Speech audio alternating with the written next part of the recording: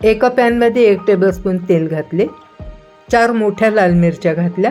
तेलावरती या मिरच्या चांगल्या परतून घ्यायच्या. कलर बदलेपर्यंत चांगल्या परतून घ्यायच्या.